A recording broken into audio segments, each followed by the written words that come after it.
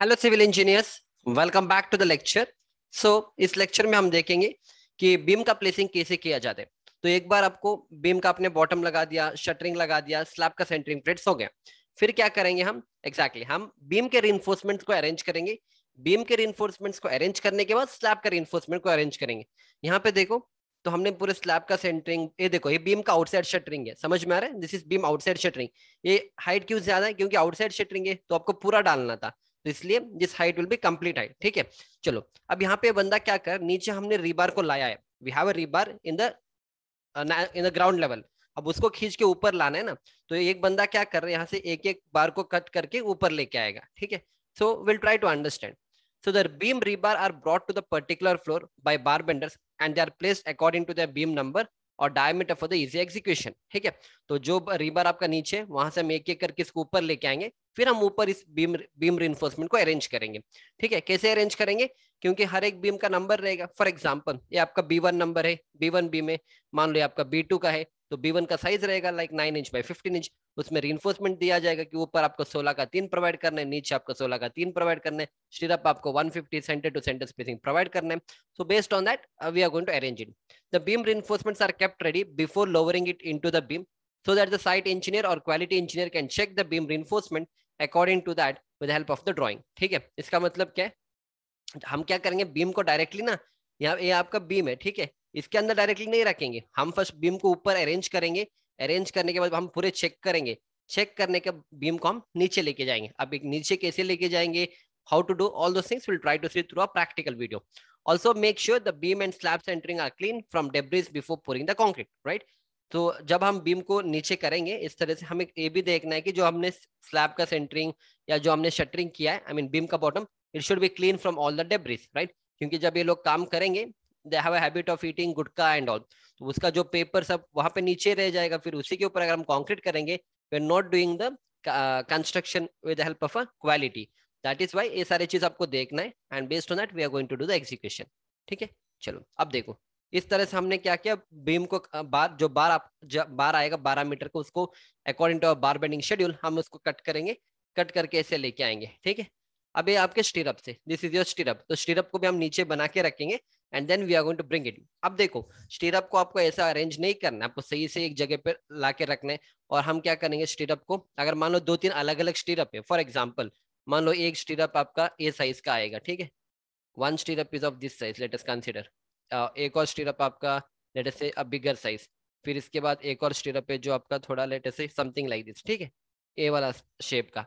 तो आपको अलग अलग इसको बैच में बना के रखना है। ए शेप के जितने भी आपके स्टीरअप है उसको एक साइड में लगा देंगे। जैसे यहाँ पे देखो, इसको सारे एक साइज का है तो इसको एक साइड में लगा दिया। ये जो स्टीरअप है this is one more size, तो इसको एक साइड में लगा दिया। ये जो ब्लैक वाला है this is one more stirrup, इसको यहाँ पे लगा दिया, ताकि क्या होगा, it will be easy for us later to do the execution, right? So in this way आपको सही से आपका जो भी स्टील रहेगा, you have to properly keep it on the keep it properly. ठीक है, या दिख रहा है अभी यहाँ पे इन लोगों ने क्या किया, फॉर एग्जाम्पल मान के चलो कि मेरा B1 बीम है, लेट अस कंसीडर कि this is my B1 beam. ये जो यहाँ पे एक और होगा दिस इज B2 बीम, यहाँ पे जो एक और है दिस इज B3 बीम। अब B1 बीम में क्या क्या रिइंफोर्समेंट्स आएंगे वो हमने यहाँ पे अरेंज करके रखा है। In the same way B2 beam में जो भी रिइंफोर्समेंट आएगा, ड्रॉइंग में लिखा रहेगा ना, वो हमने यहाँ पे अरेंज करके रखा है। ये आपका B3 का बीम है, तो जो भी रिइंफोर्समेंट आएगा वो हमने यहाँ पे अरेंज करके रखा है। तो आपको सारे स्टीरअप दिख रहे हैं यहाँ पे, तो इस तरह से हमने स्टीरअप को अरेंज करके रखा है। Getting my point? So this is how we are suppose to understand, and based on that हम इसका एग्जीक्यूशन करेंगे आगे। Yeah got it? So in this way we have arranged it. देखो प्रैक्टिकली साइड पे कैसे किया जाता है, ऐसे किया जाता है प्रैक्टिकली ऑन दिस साइड। तो क्या करेंगे हम, ये जो कॉलम आपका यहाँ पे एक कॉलम है, ये दूसरा कॉलम है, फर्स्ट हम क्या करेंगे, 2 रीबार को ऊपर रखेंगे और हम एक बार स्टीरअप को पास करेंगे one by one by one. अब ये सब आपको पता है, ड्रॉइंग में दिया जाएगा कि इसके बीच में इतना स्पेसिंग आपको रखना है। अकॉर्डिंग टू दैट हम क्या करेंगे, इस तरह से अरेंज करेंगे, बाइंडिंग वाइज इसको बांध के रखेंगे। एक बार ये सारे काम होने के बाद नीचे भी आपको रीबार लगाना है, ऐसे नहीं छोड़ोगे, नीचे भी आपको 2 रीबार लगाने, तो नीचे भी और 2 रीबार लगाएंगे। तो इस तरह से हम क्या करेंगे पूरे, ओके एक मिनट वेट करना, सही करेंगे इसको। या ठीक है, तो यहाँ तक समझ में आ गए। अब देखो किस तरह से हमने अरेंज किया, तो ऊपर का भी रिइंफोर्समेंट अरेंज हो चुका है, नीचे का भी आपका लॉन्जिट्यूडिनल रिइंफोर्समेंट अरेंज हो चुका है, स्टीरअप भी आपने अरेंज किया।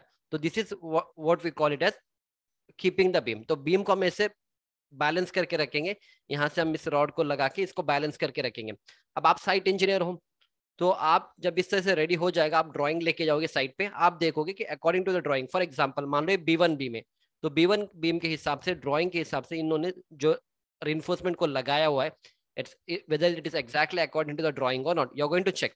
एक बार चेक करने के बाद आप भी हाँ बोलोगे, क्वालिटी का इंजीनियर भी रहेगा, वो भी इसका क्वालिटी देखेगा, ठीक है। सब कुछ होने के बाद हम क्या करेंगे, ये वाला जो रीबर है इसको हम निकाल देंगे। जैसे हम इसको निकाल देंगे, ये जो पूरा बीम है ना आपका, नीचे चला जाएगा। So this is called as lowering of beam. तो ये बीम है ना, यहाँ से नीचे चला जाएगा। आगे वीडियो देखेंगे कैसे नीचे जाएगा एंड ऑल। अभी के लिए इतना समझो, इसको निकाल देंगे, इसको उसके बाद हम लेके जाएंगे नीचे, ठीक है। That is why it is called as lowering of beam. Starting में हम क्यों नीचे नहीं रखेंगे, स्टार्टिंग में होगा ही नहीं, क्योंकि आपको बार बांधने को भी नहीं होगा। ऊपर हम सब कुछ बना के रखेंगे, फिर हम इसको लोअरिंग करेंगे। So you can see practical how it is done. तो इस तरह से हर एक बीम हम रेडी करके रखेंगे, and then finally we are going to take it down. Yeah so can you see it here practically, देखो किस तरह से इसको किया गया है। तो हम नीचे इस तरह से एक रनर को प्रोवाइड करेंगे, रनर के ऊपर हम इस तरह से बीम को रखेंगे, and here also we are going to do, everywhere we are going to do, ठीक है। हाँ ठीक है, इस तरह से करने के बाद फिर हम इस जो रनर इसको हम निकाल देंगे, ताकि क्या होगा, सारे रीबार आपके नीचे चले जाएंगे। Understood up to here? See here again किस तरह से इसको किया गया है। So throughout everywhere we are going to do this, okay? जितने भी आपके बीम है, जितने भी बीम्स आपके पूरे स्लैब के लेआउट में, we are going to do that, right? So practically I am showing you all the images from different structure, different drawings and different construction sites, ठीक है। हो गया, इतना समझ में आ गया? तो देखो इस तरह से इसको अरेंज किया गया है, इसको भी ऐसे अरेंज किया गया है। See here how it has been arranged, right? So again practically see how it has been arranged everywhere, ठीक है। ये वही बीम है जहाँ पे स्टार्टिंग मैंने आपको दिखाया था ना, B1 B2 B3 का, हाँ उसी का सारे बीम्स हमने इस तरह से अरेंज करके रखा। This is how we have arranged it practically. अब एक कॉन्सेप्ट आएगा primary beam and secondary beam का। What is the concept all about? Beam को हम तो लोअर करेंगे, पर लोअर करने का एक मेथड भी है ना। ऐसा नहीं कि आपको जो मन करेगा वो आप लोअरिंग करोगे। There is nothing like that. There's a concept called primary beam and there's a concept called as secondary beam. So we'll try to understand what is primary beam. So primary beam क्या होते हैं? These are those beams which are connected from column to column, right? For example, इसमें मुझे primary beam बताओ। जैसे एक column आपके यहाँ पे, this is the second column, third column and fourth column.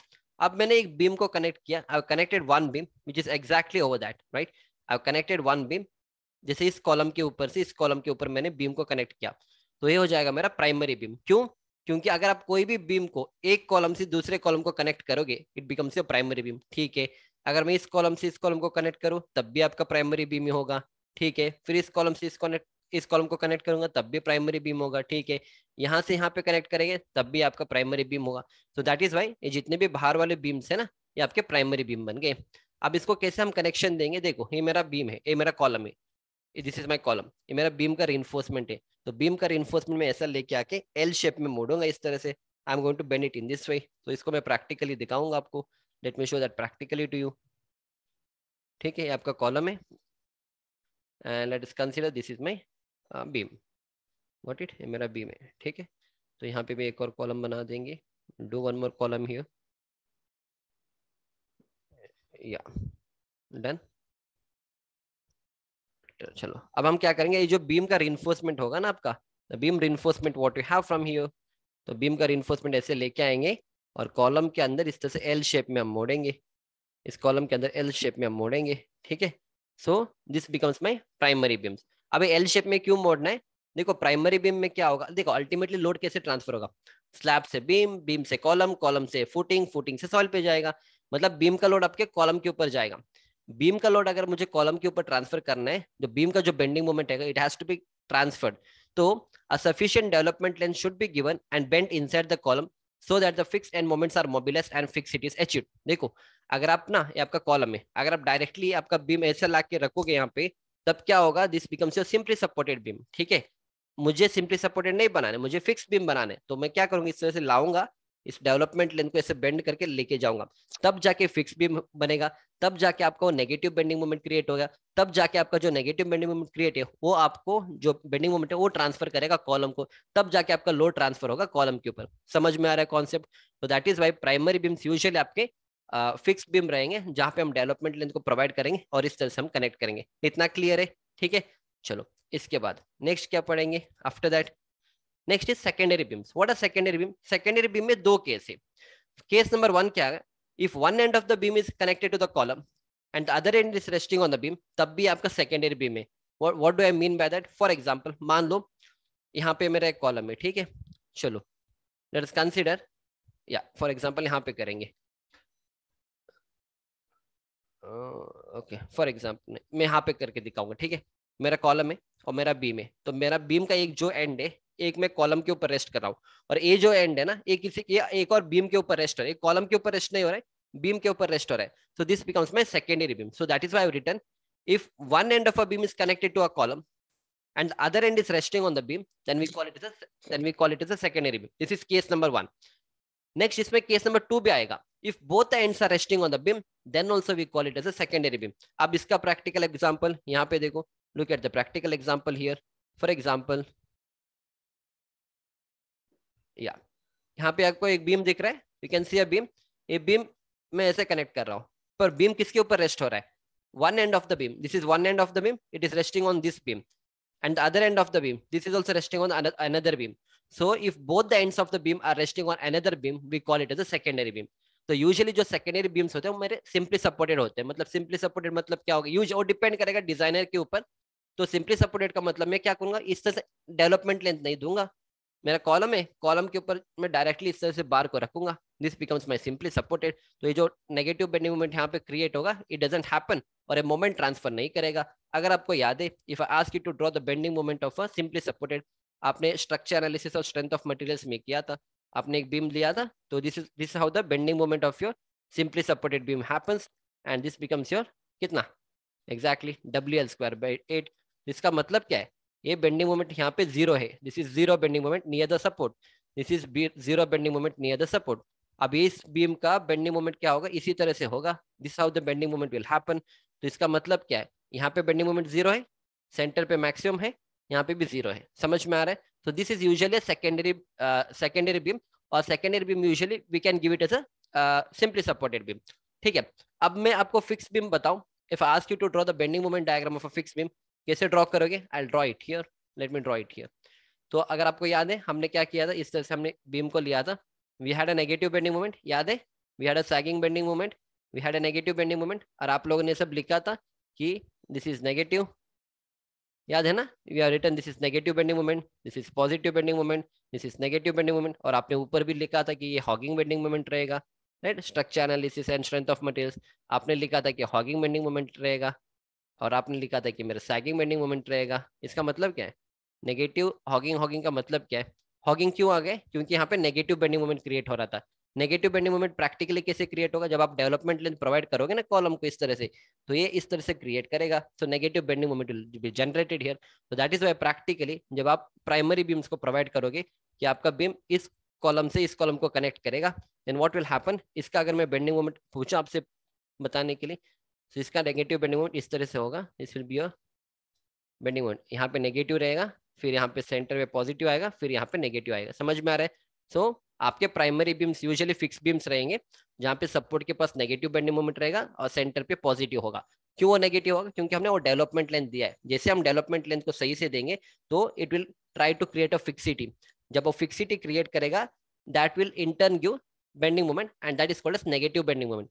Primary beam, secondary beam में क्या होगा, सेकेंडरी बीम डायरेक्टली इसके ऊपर रेस्ट करेगा, जैसे वो इसके ऊपर रेस्ट करेगा ना, अगर आप इसके ऊपर लोड भी डालोगे तो एक कॉलम को बेंड नहीं कर रहा है, सिर्फ आपका बीम ऐसा बेंड हो रहा है, तो यहाँ पे कोई नेगेटिव बेंडिंग मोमेंट नहीं है, सिर्फ आपका बीम सैगिंग बेंडिंग मोमेंट हो रहा है। So this is your normal sagging bending moment, तो this is your simply supported beam. समझ में आ रहा है concept?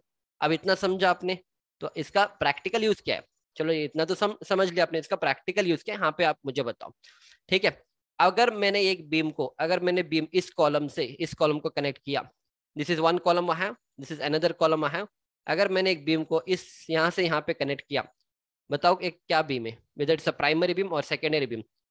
Of course it is a primary beam, क्यों? क्योंकि वन एंड ऑफ द, इसका जो एक एंड है, this is my one and, ये जो वन एंड है बीम के कॉलम के ऊपर रेस्ट हो रहा है बीम का, ये दूसरा एंड है, ये भी कॉलम के ऊपर रेस्ट हो रहा है।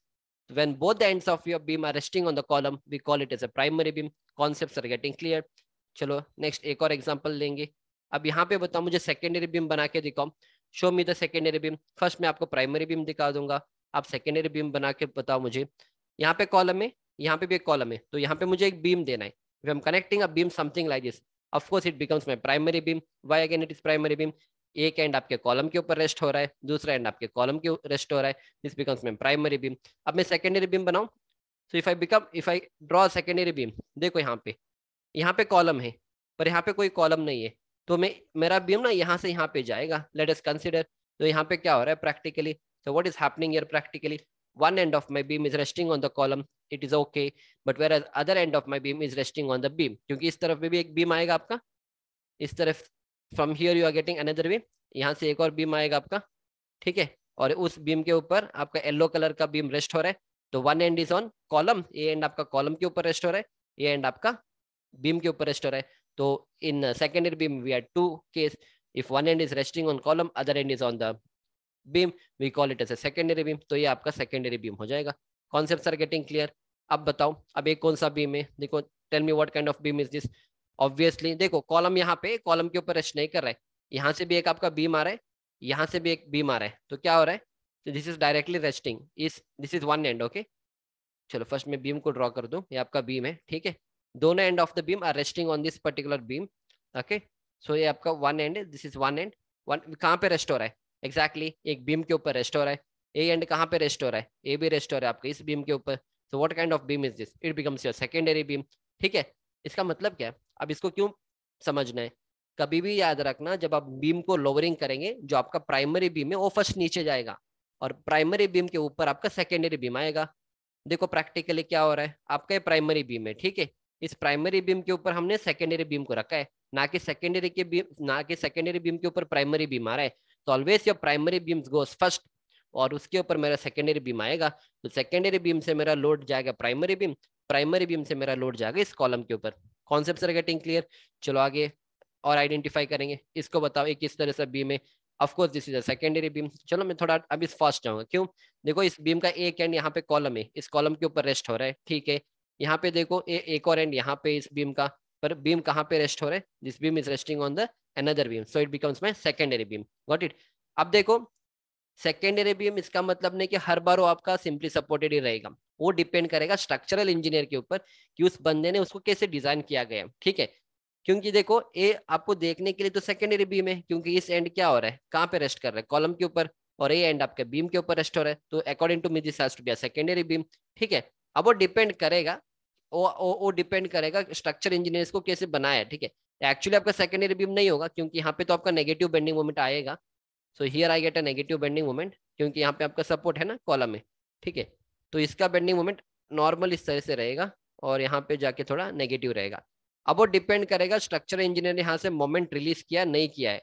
अगर मोमेंट रिलीज किया है तो this becomes my secondary moment. अगर रिलीज नहीं किया then it becomes my fix support element. जब मैं आपको ईटाप समझाऊंगा तो वहां पे हम देखेंगे कि मोमेंट रिलीज क्या है, इसको negative I mean simply supported beam को प्रैक्टिकली कैसे बनाएंगे, will try to see that. अभी के लिए बस इतना समझो कि प्राइमरी बीम के ऊपर आपका सेकेंडरी बीम आएगा, और we should be in a position to identify कि प्राइमरी बीम क्या है, सेकेंडरी बीम क्या है, ठीक है.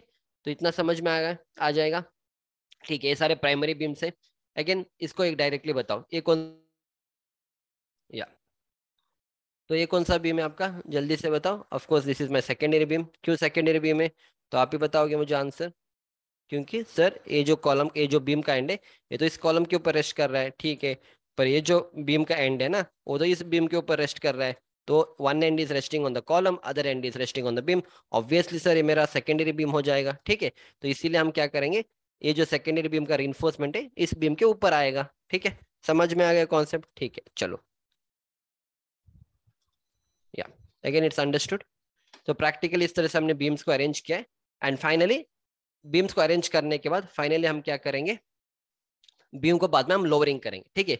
अब आपके दिमाग में बहुत सारे क्वेश्चंस आएंगे कि सर ये तो हम समझ गए कि फर्स्ट प्राइमरी बीम हमें देना है, फिर हम सेकेंडरी, पर इस बीम के रिइंफोर्समेंट को पढ़ेंगे कैसे? हमने तो प्लिन बीम में आपको थोड़ा सा समझाया था कि वो 16 डायमीटर का 3 बार ऊपर प्रोवाइड करना है, और नीचे 16 का 3 प्रोवाइड करना है. स्टीरअप को पढ़ा जाता है, पर इसका मतलब क्या है? 12, 1#12 का मतलब क्या है? अब ये कहाँ से आ गई? इस तरह से जो बार आपको दिख रहा है, इसका मतलब क्या है? ये क्यों इस तरह से आधा हमने बना दिया, इसको क्यों हमने इस तरह से आधा बना दिया, ठीक है. एंड वैसे भी ऊपर से तो एक पूरा बार तो जा रहा है, completely one bar is going straight. इसका मतलब क्या है? सो इन द नेक्स्ट लेक्चर मैं आपको पूरे बीम का ड्राइंग कैसे पढ़ा जाता है उसको मैं आपको एक्सप्लेन करूंगा। फिर उसके बाद हम देखेंगे बीम को कैसे डिजाइन किया जाता है, विल सी दैट। एंड उसके बाद हम देखेंगे ई टैब्स में हम कैसे डिजाइन करेंगे बीम्स को। सो विद दिस जितने भी अपने स्ट्रक्चरल इंजीनियरिंग के कॉन्सेप्ट है, from strength of materials, structure analysis, RCC, सारे आप नेक्स्ट टू नेक्स्ट लेक्चर में सारे आपको डाउट्स क्लियर हो जाएंगे। अभी यहाँ तक हमें बीम का रिइंफोर्समेंट को कैसे डाला जाता है practically on the side we have understood. In the next lecture will try to understand lot of concepts कि नेगेटिव बेंडिंग मोमेंट क्या है, पॉजिटिव बेंडिंग मोमेंट क्या है, will try to see that. And also इस तरह से practically beam को कैसे लोअर किया जाता है on the side, will try to see that. ठीक है, yeah so I hope you have enjoyed my lecture up to here and will see you back in the next lecture. Thank you.